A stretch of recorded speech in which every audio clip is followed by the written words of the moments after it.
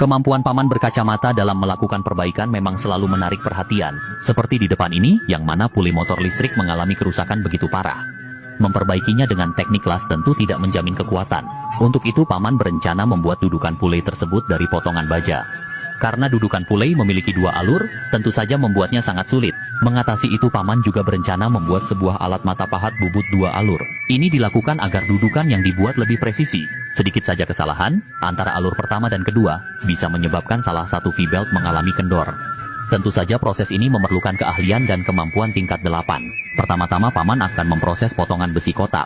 Meletakkannya di tool post dan memasang mata pries di cak penjepit, lalu melakukan proses milling secara bertahap. Setelah paman melakukan pengikisan selama 10 menit, sekarang besi kotak mulai mengalami perubahan bentuk. Agar mata pahat bisa dapat disesuaikan dengan bentuk alur puli, maka perlu membuat sebuah lubang settingan pahat, mengganti mata pries yang lebih kecil dan melanjutkan proses pengikisan. Kini besi kotak pertama telah selesai diproses, selanjutnya adalah membuat dudukan mata pahat. Namun perlu menandai kedua besi tersebut menggunakan spidol. Ini dilakukan untuk menghindari kesalahan dalam proses pembubutan.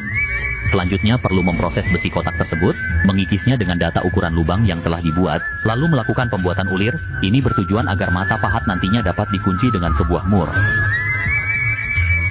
Sekarang kepala pahat telah terbentuk secara sempurna, namun belum memenuhi standar penggunaan. Untuk itu perlu menempatkan dua buah mata pahat di atasnya, menempelnya dengan lem besi tentu tidak akan kuat, maka perlu mengelasnya dengan las berjenis karbit dan kawat berjenis kuningan. Agar peralatan yang dibuat tidak mudah lepas saat digunakan, tentu saja perlu membuat gagang dan pondasinya, merekatkannya dengan pengelasan meskipun alat ini dibuat begitu rumit, setidaknya bisa digunakan dan bertahan hingga 7 keturunan. Sekarang alat pahat 2 alur limited edition karya paman berkacamata telah selesai dibuat, namun belum mendapatkan label SNI. Untuk itu kita perlu memproses potongan baja bulat, bahan utama yang akan digunakan membuat dudukan puli. Bagi paman proses pengikisan seperti ini sangatlah mudah, dibandingkan proses pembuatan peralatan sebelumnya. Setelah permukaan batang baja halus, berikutnya membuat lubang dudukan pulei, menggunakan mata bor secara bertahap.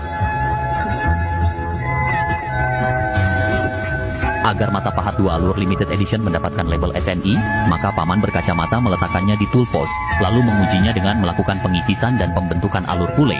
Dalam proses ini pesawat India yang sedang terbang akan terhenti sejenak, hanya ingin melihat kreativitas dan keahlian paman berkacamata,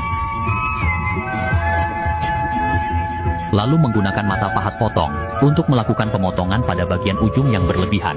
Sekarang dudukan pulei terbentuk secara sempurna, namun karena dudukan pulei memiliki sebuah knockbaut stud, proses terakhir tentu saja membuatnya. Setelah paman menyelesaikan proses senai ulir, kini pulei 2 alur telah selesai dibuat. Dengan kemampuan paman seperti ini, tentu saja membuat penjual suku cadang terkejut, bahkan membanting handphone setelah menonton